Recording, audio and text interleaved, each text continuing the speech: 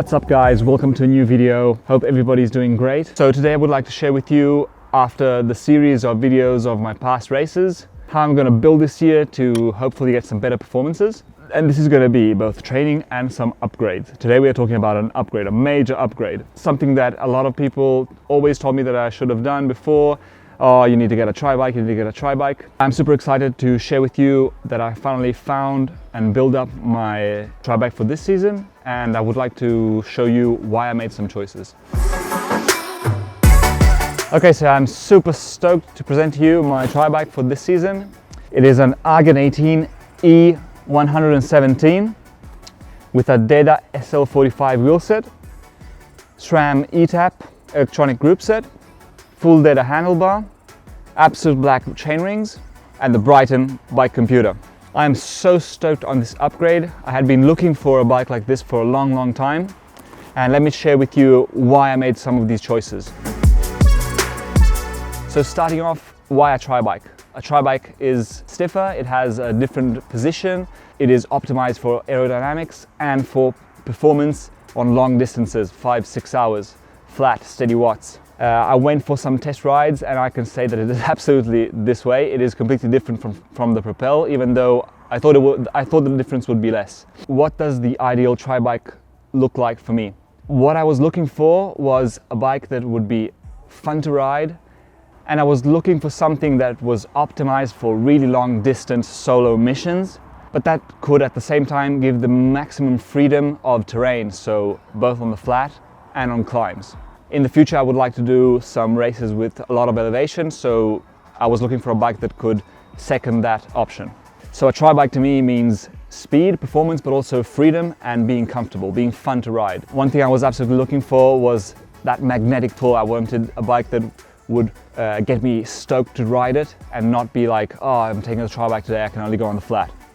So the E117 is a super dope frame. It's really stiff and it has a couple of details that I really like. Ended up on this frame because it is extremely customizable.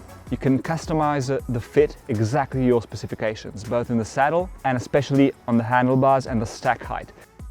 What happened is basically I tried a couple of tri-bikes that had some things that I didn't really dig, which were in particular, since I'm so tall, the stack height. Something that happens that I saw and I tried with a lot of tri-bikes is the stack height is really low and it is very hard to customize exactly how you want it.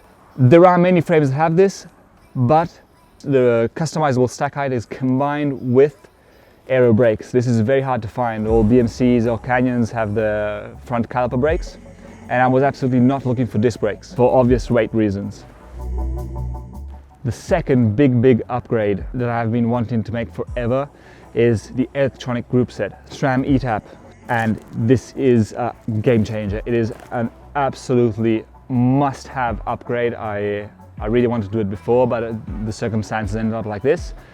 And this is especially important, I think, for more adventure, more freedom, more climbing, because it gives you the possibility to change both in the base bar position and on the aero bars, which is fantastic when you climb. The third big upgrade is in the handlebars position. I wanted to have aero bars that rised a lot more and that were much closer together at the top. There is a very interesting GCN video that I will link below that analyzes every single possible position, aero position in aero bars. That is supposedly the one that gives less drag. And I managed to do this with a full Deda setup and some riser pads from aerocoach.uk, which are very cheap and they let you angle your elbow pads so you can put them exactly how you want. Another big upgrade was the wheel set. I was running an aluminum old school wheel set, and now I have graduated to a carbon wheel set by Deda SL45. It is tubular, but for now this is what I have, so I'm going to use it, even though I would like clinches much more, but we'll see what the future holds. Other things I have is a 3-bottle setup, one for water and sugar in the front, one in the back just for water and electrolytes, or in the winter maybe for a jacket, and the third one, which is with the sealant for the tires, which I've already used once and it works perfect. Other things are Bryton bike computer, Anima cycle parts Bento box, which fits perfectly. My Stages power meter came straight onto this bike from the previous one, and the power meter is the #1 upgrade I would recommend to everyone to do. It changed my life, my cycling life. Another reason why I chose this bike is that it is very easy to travel with. You can take it apart really easy. The only kind of complicated thing in the beginning is putting in the rear brake, but that is a no-brainer once you put in the cable housing.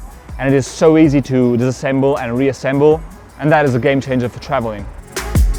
So another upgrade that I made that is not really related to the bike specifically is an Aero helmet. This thing can save so many watts during a long distance or middle distance triathlon. It had been a long time coming as an upgrade. I already had an Aero road helmet, but I think this will save even more watts. So I'm going to be testing this out and see how it compares to a normal helmet, and hopefully it will help me crank out better performances.